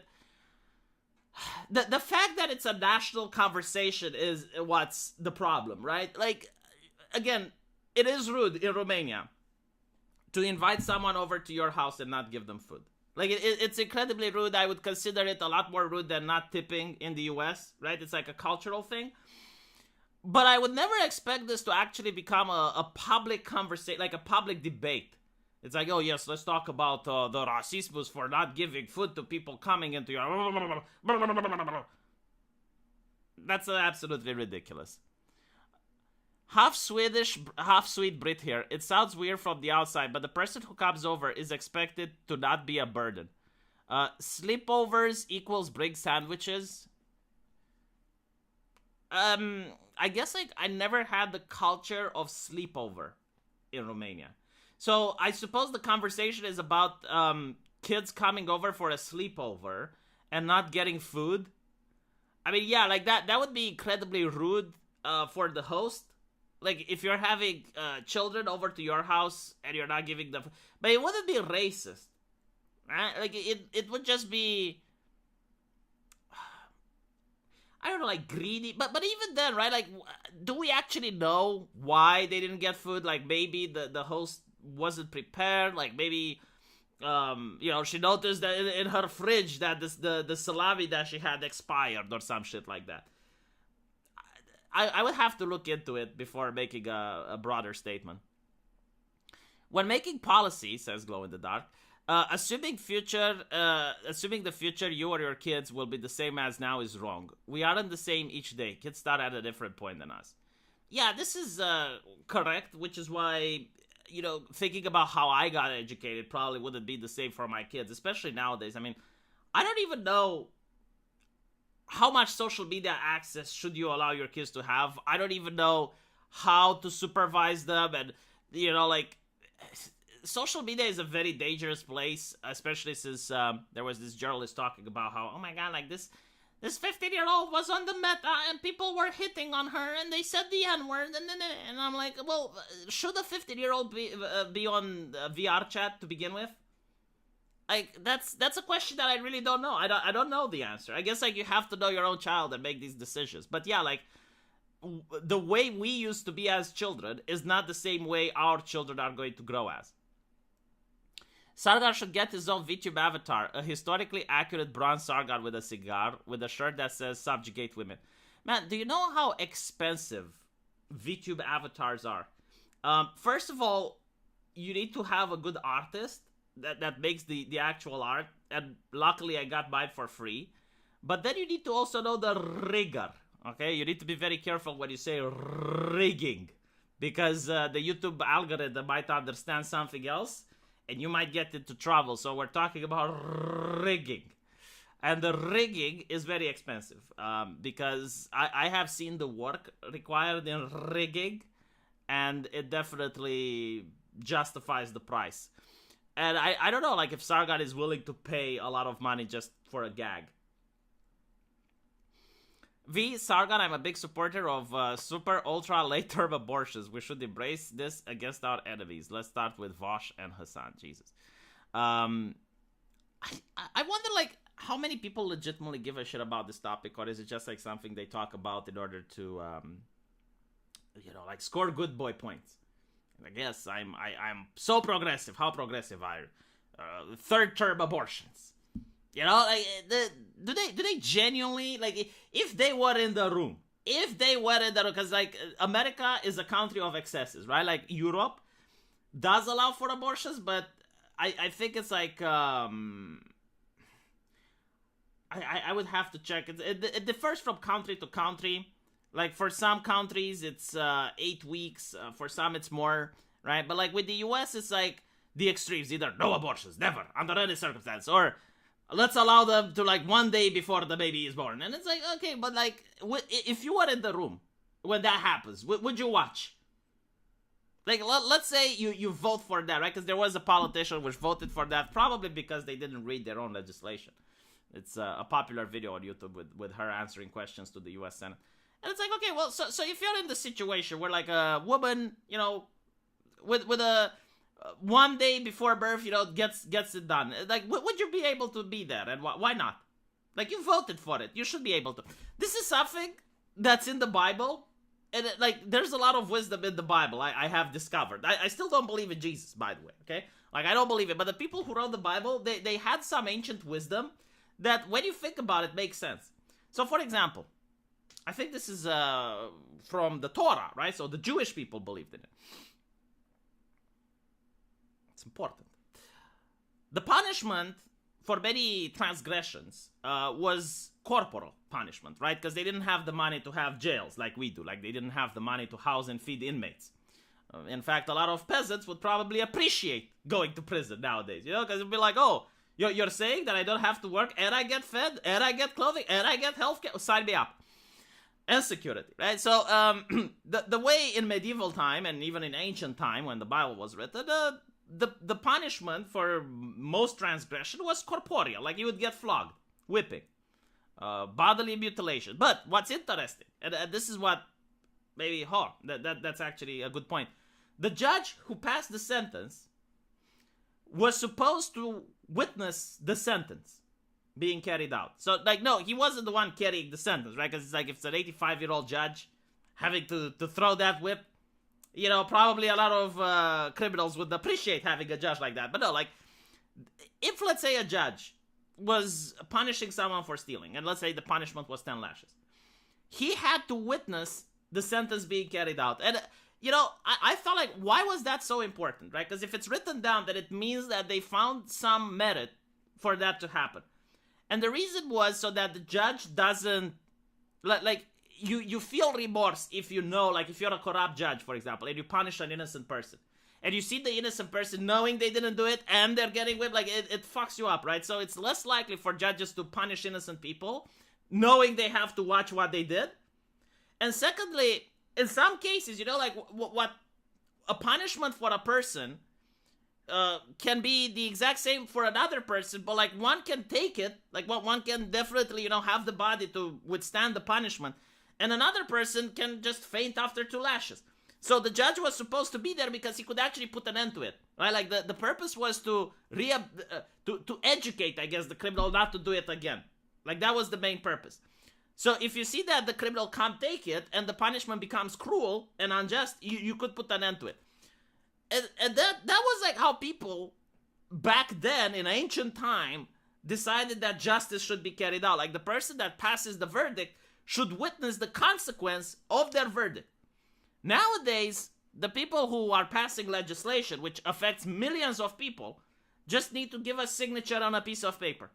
So they are completely detached from what their legislation is doing. They don't get to witness the suffering or the benefit of the legislation that they pass. And because of that, it's very easy now for them to, you know, sign whatever paper gets on their desk, or to talk about human beings as if they're abstracts. Because at the end of the day, for a lot of people in that position, it is an abstract. It's just a percentage, right? It's a percentage. It's a number on a piece of paper, a statistic. So it's a lot easier to pass these legislations without thinking of the harm that you're doing. So I hope I did answer this super chat. Thoughts on the High Republic comics making Sargon the Nostradamus of Star Wars lore? I'm uncomfortable with it because I made such a good defense. So for those of you who don't know, like Sargon made a video saying that the Sith were justified and that the Jedi were evil. And I debunked Sargon and I said, look, you don't understand Star Wars lore. This is the actual thing and blah, blah, blah. And then they make the High Republic, which revamps the Star Wars lore, but they revamp it in a way that Sargon all of a sudden is right. Like the Jedi are actually evil and the Sith are the good guys. And they did it without knowing. Like, for example, there's the first episode of the Old Republic, like literally in the first panels, the first pages. You see a Jedi that's training. And he's supposed to climb a mountain within a time limit so that he gets knighted. And all of a sudden he notices that an alien race is invading this other alien race. Like this swarm of intelligent mosquitoes or whatever. They're descending on this village of aliens. So the Jedi now has to choose between climbing the mountain. Like he was almost at the top, and he has to choose, like, does he climb the mountain and becomes a Jedi Knight, or does he go down and help those people in the city, you know, fight off those bugs? So of course, you know, the Jedi decides to abandon his quest and goes to the village, defends the aliens, and he expected that he failed becoming a Jedi Knight, but apparently that was actually the test. Like the actual test was for him to abandon climbing the mountain and do the right thing and defend those innocent people. And then you find out that the Jedis orchestrated this, right? Like, what it means is that the Jedis actually got this alien race to try to attack another group of alien people just for the training of one Padawan. And I'm thinking, like, holy shit, so you're pitting off, like, 2 intelligent species, one against each other, just to trade one of your guys, which, by the way, could have chosen to keep going up the mountain. Like, even the Sith weren't this fucked up. Like, at least when the Sith did something, they did it in a way to, like, empower themselves. Like, they did it through, like a selfish reason or something, but they would gain something from it, right? Nothing was gained from this, because you could have just had a different test. You could have used actors. You could have used some actors instead of, like, having 2 actual alien races pitting one. What if the Jedi, you know, the Padawan, would have done the correct thing and decide to help, but his skills weren't good enough, and he would actually be unable to help, and some people would have got injured, right? So in the new Star Wars lore, and this is just one example, but in the new lore, it is just so badly written that if you think about it, the Jedis are genuinely evil. Like, they're genuinely fucked up, and it's like a fuckery that goes beyond what the Sith are capable of. Like, the Sith can explain, like, yeah, we're fucked up because we use the dark side of the Force and we like it, right? So like the Sith wouldn't deny that they're evil. Like they wouldn't deny that they're hurting people. They would justify it. They would say, well, they're weak, they deserve it, right? But with these Jedis, like, no, they justify that what they're doing is good and moral and uplifting, right? So it's like a benevolent evil. It's even worse. And there's other examples where, especially during the, because you notice like a lot of politics being infused into it from the writers, and this happened within the during the Rittenhouse trial. And there's a thing where the Jedi's like say, no, firing on our enemies is not okay, even in self-defense, right? So like, what the fuck? Like, first of all, that's not true, right? Like we see the Jedi many times, like the whole concept of deflecting the laser back at the enemy that fired it, like that is the ultimate form of self-defense in the Star Wars universe. But all of a sudden the Jedis are like, no, do not attack your enemies as they're fighting at you. It's not the Jedi way. That's how they said it. It's not the Jedi way. Self-defense is not the Jedi way. And it's like, what the fuck are you doing, right? So that's the new Star Wars, High Republic. Do not recommend it, by the way. Do you think there are enough scorned young men now that a real push for women on the draft would happen if a war broke out? If a war broke out, men do care about women. I don't believe in this idea that men and women are different tribes. Like when you talk about women, you're talking about your mother, you're talking about your sister, you're talking about your wife and your daughter. Most men want women to be safe, right? Like even at the peak feminism, when it's like hashtag yes all men, all men are rapists, blah blah blah. I don't blame women for that because it's just a couple of loud activists, right? Like, I don't blame my wife for that. I don't blame my mother for that. I don't blame if I were to have a daughter, I wouldn't blame her for that. So I would just want them to be safe, all right? I wouldn't care. I wouldn't care about anything else. I don't know if this is like biology, like dumb male brain or anything like that. But when a situation breaks out, my first concern would be to keep my family safe, right? So I would not want them to be on the draft. Sargon, can you make posts whenever you stream off your channel? Found a lot of my favorite creators through your streams. Well, I'm sorry he's not here, but I'm going to carry that message to him. Is there any interest in restoring the monarchy in Romania?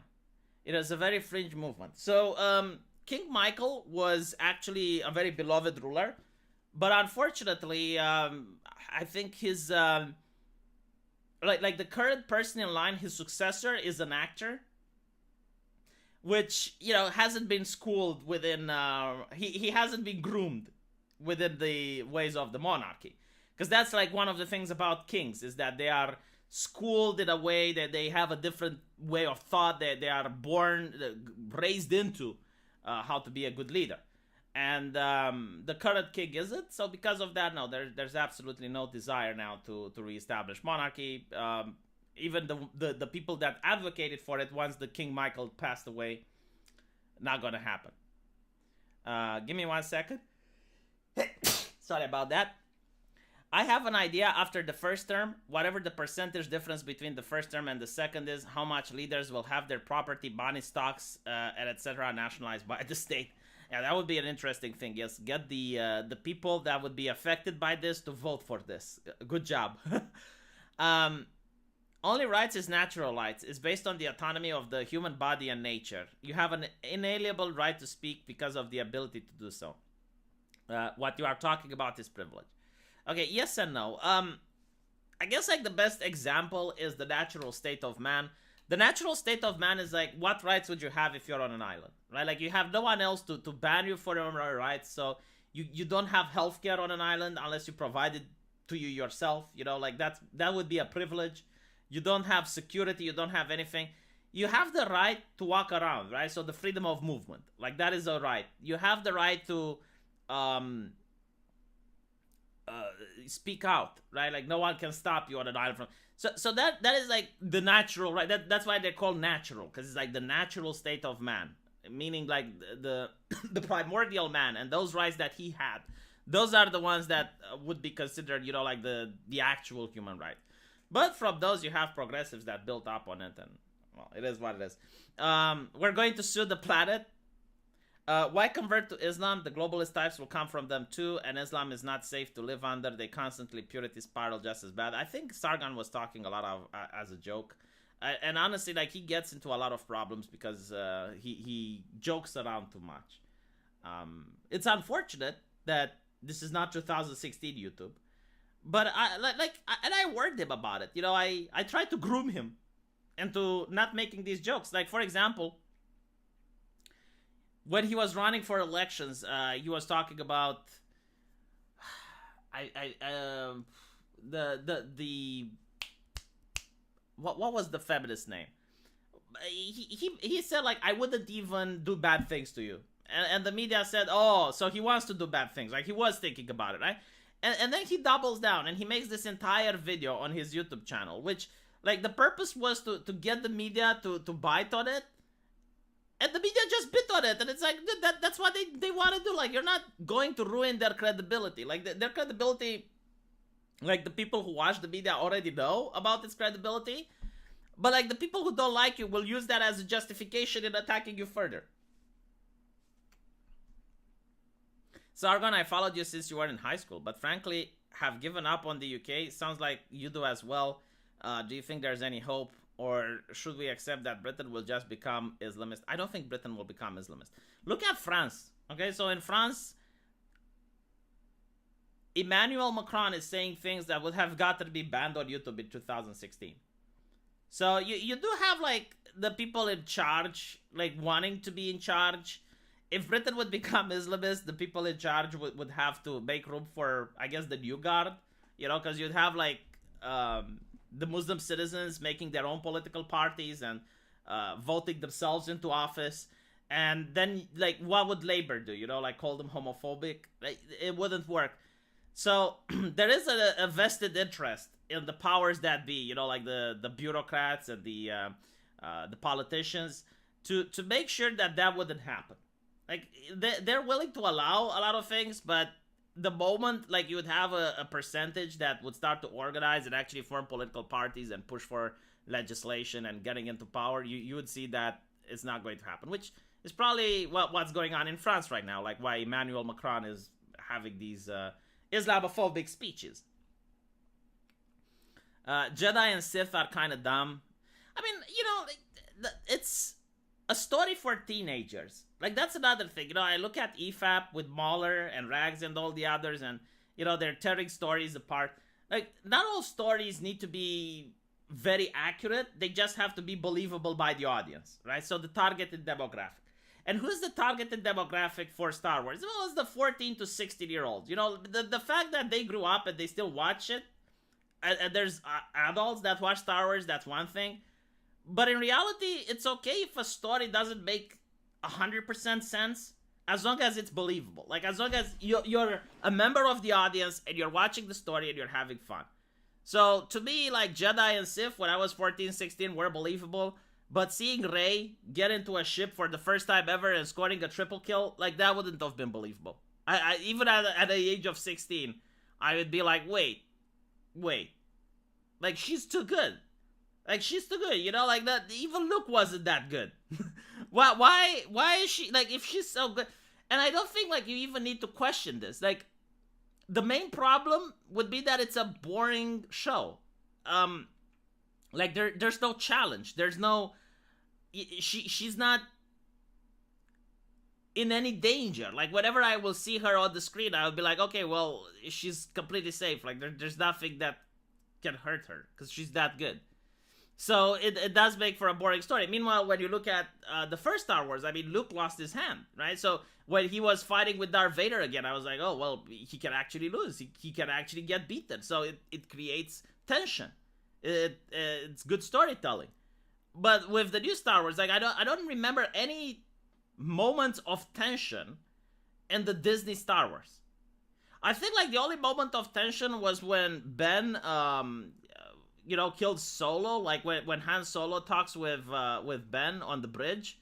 That was probably, like, the only moment of tension in the entire show. In the entire, actually, 3 episodes, my bad.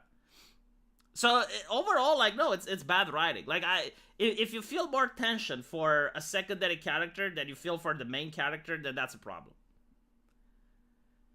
V, you didn't get my abortion joke. I do know. I do get it.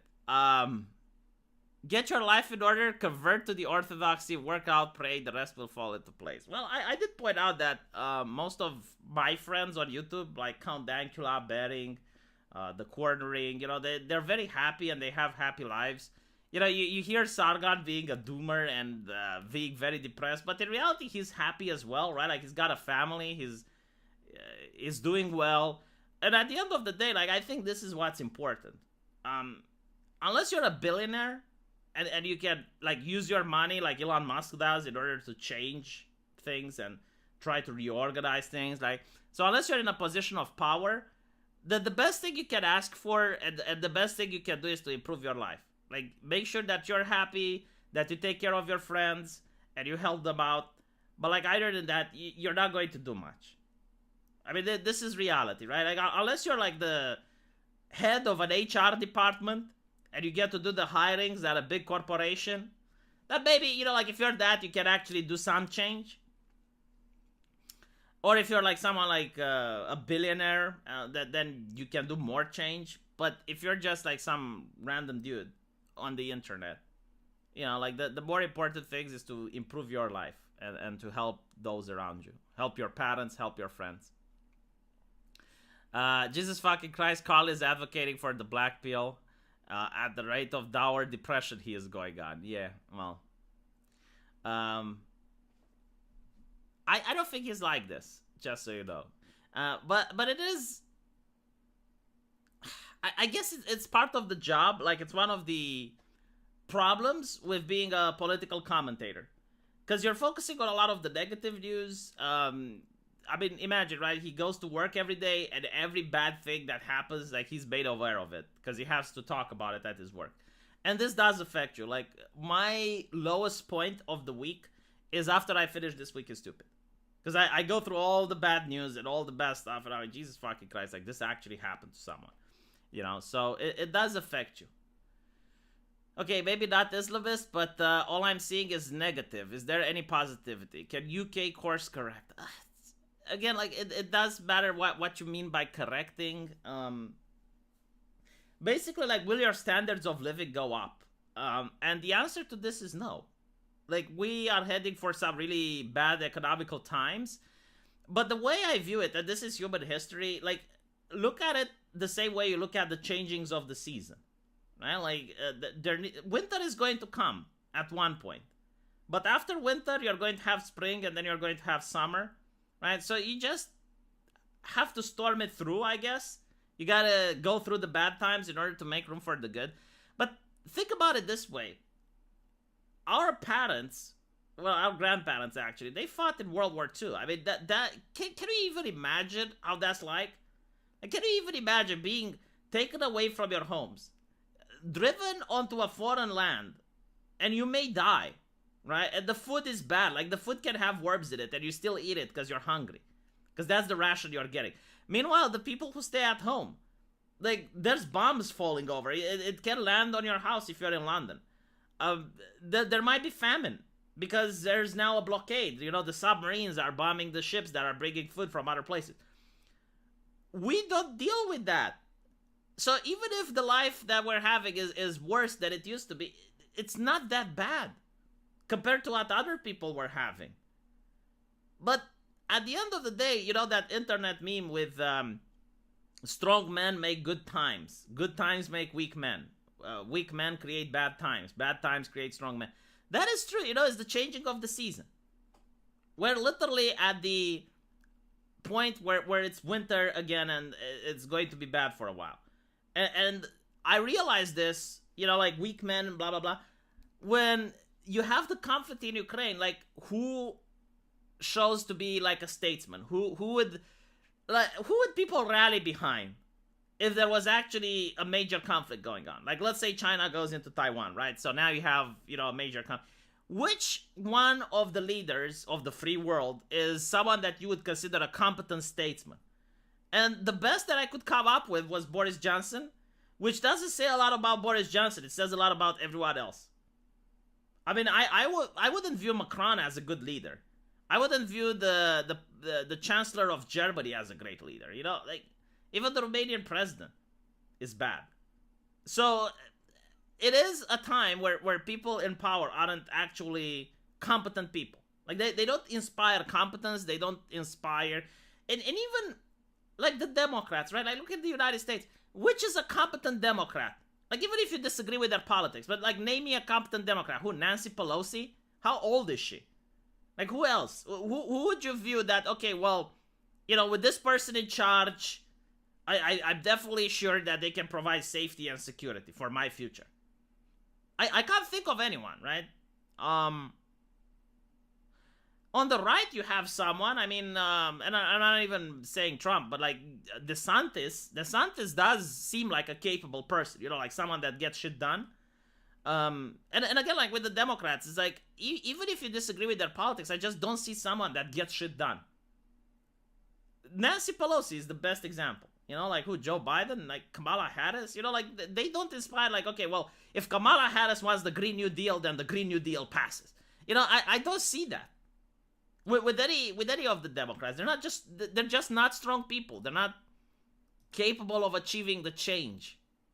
And I think like DeSantis is just one of the few. Like that's the problem. It's like, okay, well, he's one man. All right. I think that's about all of the super chats. Hopefully I didn't miss any.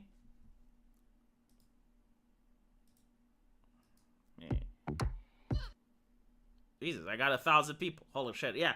So, I used to have a problem, right? Like, when I had 500 people, I was like, holy shit, I'm getting too many people. Like, I don't want to be famous. I don't want to be famous because with fame comes a lot of responsibility. And then the Southern Poverty Law Center decides to write an article about you having money on Subscribestar. That's actually what they did to Andy Noah and Sargon. I'll probably read that on my main channel. So I decided, all right, let's get rid of some of the people watching. How do I do that? And I started promoting VTubers. And now that I'm going around on VTubing channels, I see my regular subscribers there. But because of that, I'm struggling to get like 300 people streams now. Like I'm becoming the two view VTuber. So I guess like I need to start farming some subscribers again, which means that I have to be more entertaining. So I will probably get more guests from now on. Like I'll try every Sunday to get a new guest, someone that's interesting to talk to, and I'll probably start with other people's channels as well. Do a little bit of networking. Hopefully I can get to like 400 people watching, and I'm happy with that number. Because if I get too many, then it's becoming problematic. Like it freaks me out. Like seeing 1,000 people watching. Jesus fucking Christ, I wouldn't be able to sleep at night. Thank you, Jose. I appreciate that. Hey V, as someone closer to Hungary, do you have a better read on their whole praying for marriage and birth rate program? Okay, so Hungary is very interesting, right? Because when they advocated for higher birth rates, the way they did it was like not punishing people who choose not to have kids or anything, but like you would get tax cuts and you would get benefits from the state if you had children. And the Swedish ambassador, Sweden called the Hungarian ambassador for explanations. Like this happened back in 2017, I believe. Like Sweden was livid about Hungary's child policy, right? But it turns out it worked. It turns out that with this policy, by encouraging people to have children and by giving them tax cuts and various benefits, the number of natality has rose in Hungary. Now, if you want something interesting, like this is what I predict. If Ukraine actually manages to win the war against Russia, and by winning the war means keeping most of its territory, right? So let's say Ukraine manages to keep everything besides the Donbass area, because right now I think that's what they're fighting for. You would have a union between Ukraine and Poland. Like, that's going to happen. This is my prediction for the next 10 years. You would have a union between Ukraine and Poland, and it would create a nation, the power of Germany in Eastern Europe. Like, you will see a renaissance in Eastern Europe happening. And the European Union is going to freak out. It's probably one of the reasons why Germany wasn't so quick to defend Ukraine in the early stages. They only did so under massive international pressure. And you probably noticed that Germany is arming themselves right now. You know, they're spending more money on submarines and other combat weapons and vehicles. They probably know that a union between the Polish people and the Ukrainian people, and I'm not talking about like, you know, like uniting the nations, but like a very tight-knit collaboration, like economic and you know, cultural and all the other things, like very similar to how I don't know if US and Canada is a good example, but like very similar how European countries collaborate with each other, right? Like if the Poland crane happens, you're going to notice a massive explosion in economic progress for Eastern Europe. So it's going to be a very interesting time coming, but it's going to be after the war. Also, after the war, I predict that the price of housing and construction materials in Eastern Europe is going to explode. So if you want a good investment, buy a house, because the war reparation is going to cause all of the material prices, like all of the wood, bricks and everything else, like cement, all of these things, they're going to go skyrocket. And it's also going to be very difficult to find people, right? Like if you want to build a house, let's say in Romania, it's going to be impossible to find construction workers because all of them are going to go to Ukraine, right? There's going to be a lot of international money flowing to Ukraine in order to reconstruct the country. So a lot of the skilled labor is going to go there because they're going to give good businesses for it. And it's another one of my predictions. Like if you want right now to invest in something in Eastern Europe, buy a house. Buy a house and then you're going to be able to sell it because the prices are going to explode. There's going to be not enough people available to build more. The price of materials is going to go skyrocket and so on and so forth. Become an influencer. Oh God, no. Buy a lumber yard. I'm not giving you advice for like how to do something very intricate and complicated. I'm just telling you like an easy way of making money. Just own property, all right? Like buy a house and just wait for it, and you'll see that the price is going to go up. All mansions are overpriced. Well, it depends in what country you are. Like another thing that I don't know why they're not talking about this in America, but one of the main reasons for why you have houses that are this expensive, like unreasonably expensive in California now, for example, is due to the housing association. So, you could build a tenant building, like affordable housing in California now, which would house a lot of the homeless population. But the problem is, like, you can't do it anywhere because the housing associations don't like it. So the housing associations don't like it. It's due to the fact that there's a lot of progressives and liberals that live in these gated communities, and they don't want a tenant building to spring up next to their tenant community, right? So these are the not in my backyard, the NIMBYs, the NIMBY American mentality, which like, oh yes, we care about the homeless. Oh yeah, like we're going to vote left to help solve the homeless issue, but not in my backyard, like not next to me, right? Like don't build that affordable housing next to me because it's going to lower the value of my property. So that, yeah, the zoning and the restriction of buildings and blah, blah, blah.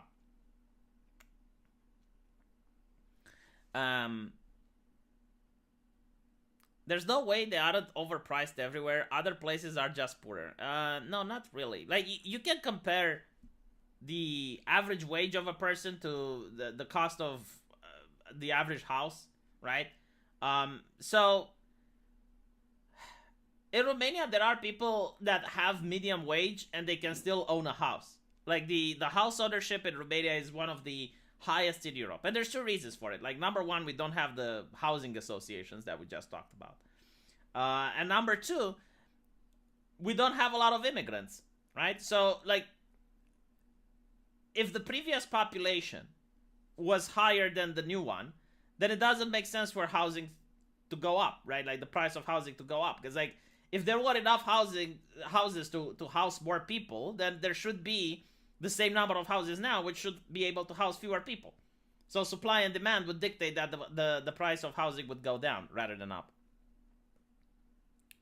Yeah, standard of living is the best metric you can use here. George Lucas threatened to build low-income housing when his local homeowner association refused his expansion to Skywalker Ranch. He got his expansion.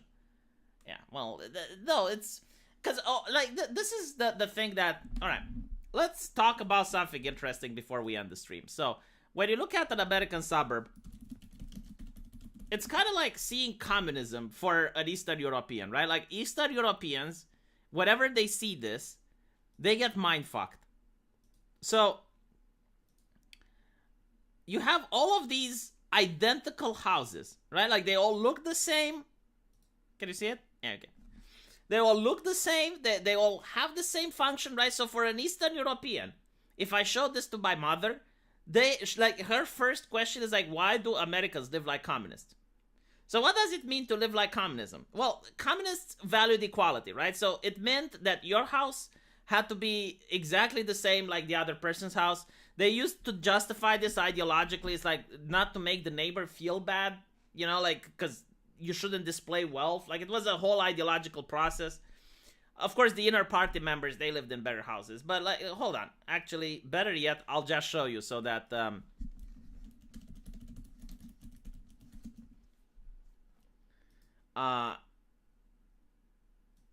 communist buildings. All right. Yeah, communist architecture. So this is the communist architecture. And I have one of my most viewed videos on my main channel, like going into actually one of these buildings and showing you how it's on the inside. It looks like a matchbox. The walls are very thin. The neighbors can hear what you're talking about. They never got renovated. Some of them did, though. Like, they look like this now that they're renovated. But it's very depressing looking, right? Like, it's very ugly. But it's functional. Like, it's functional. You house a huge amount of people, right? So instead of building this, which is wasteful, like, this is actually functional, and you give a lot of homes for people.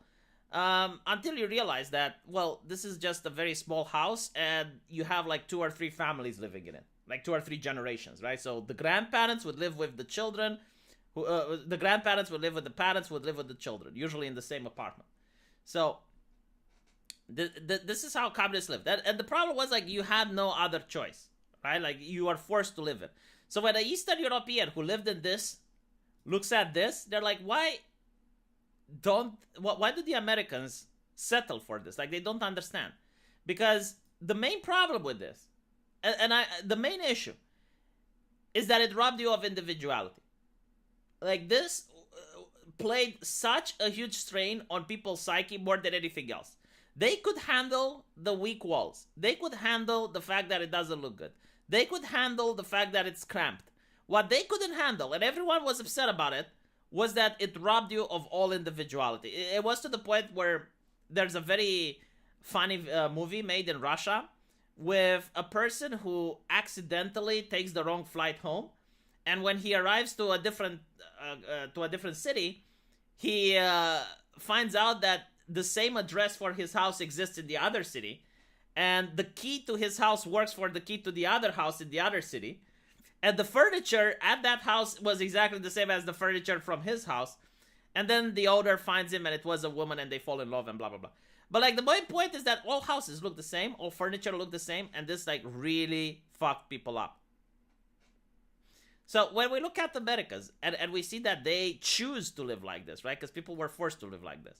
But when Americans choose to live like this, we just don't understand, like, why? Why on earth would they do this, right? And the reason for it is that it is the capitalist response to how to make people wealthy. So you move in and you want to maintain the value of your property, right? Like, how do you do that? Well, you do that by making sure that everything around you looks the same. Because if, like, let's say this guy starts not caring about his lawn, and he starts to plant some vegetables in his lawn, and he paints the house in a different color that's ugly, well, the value of this property goes down. So what they do by forcing everyone to have this is, like, they make sure that the value of the property stays the same. So it's kind of like a bourgeois middle class type of thing. It's more of a class status than anything, right? Like, you get bragging rights for living in a place like this. And on top of that, you get to be a moral busybody, right? Because now you go here, and if you see that your neighbor is not caring about his lawn properly, you can report him. Like, for example, this guy right here, like his lawn is starting to go yellow. So you can actually report him to the homeowner association. I mean, it's a moral busybody's wettest dream. Like, they love doing this.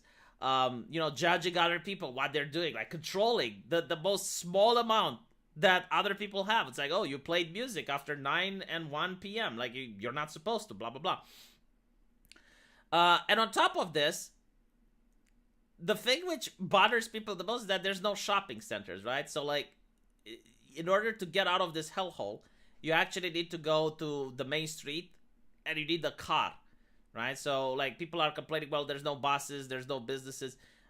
There's no businesses because, like, if first of all, like, where do you put it?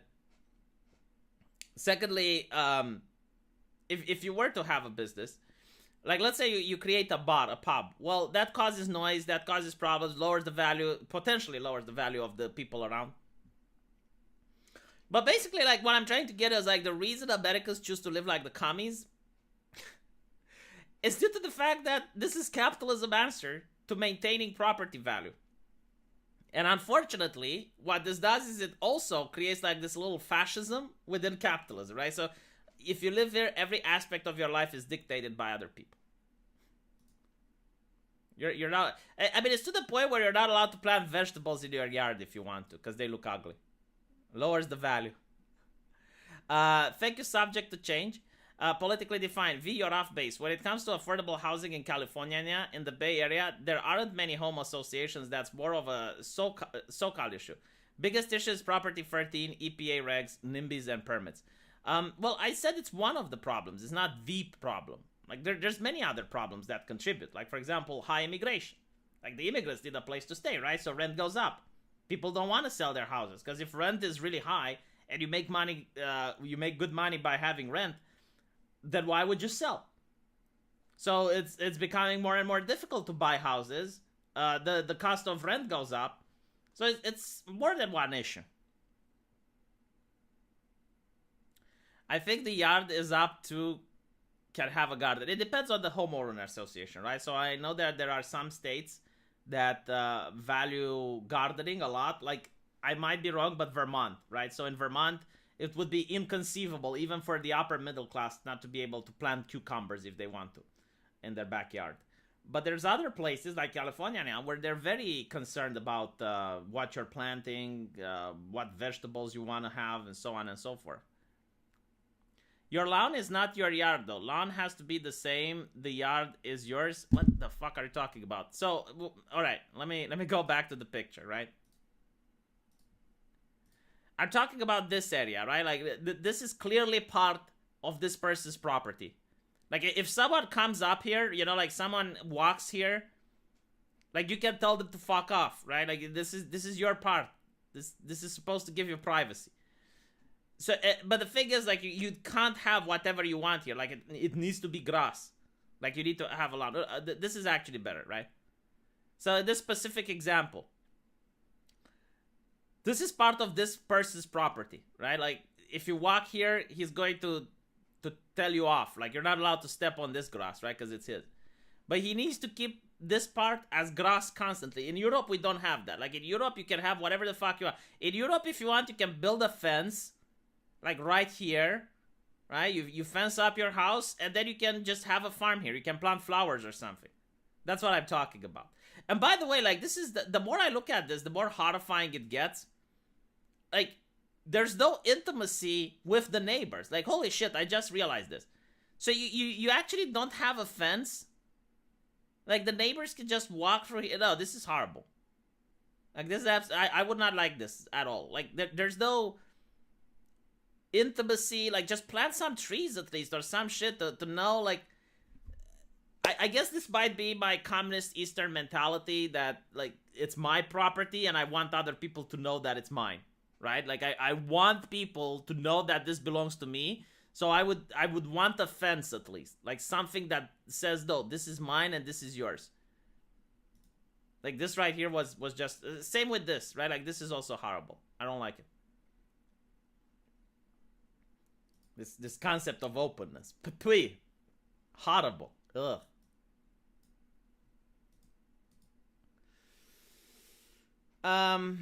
Yeah, it looks like an army barrack, doesn't it? Front lawn versus backyard.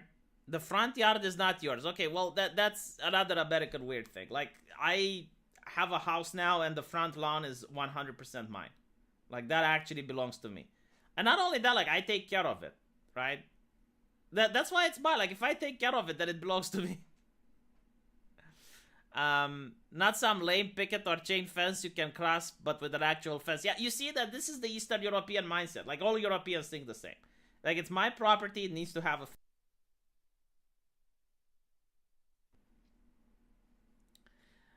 that's a Euro thing. We get it from the Brits. Ah, so like fencing off your property is a European thing. Yeah, well, it makes sense now. All right, let me see if there's anyone streaming. Maybe we can raid someone before shutting down the stream. But I don't see anyone, so that's fine. I was going to see if there's somewhere that I can direct you so you can get your entertainment from. But no, right. Thank you for watching. Thank you for the super chats. I'll be working on my other videos now, main channel and secondary. And hopefully I'll see you guys there. Hopefully you enjoyed this week is stupid as well. And I'll see you guys next week when I'll have a different guest. Take care.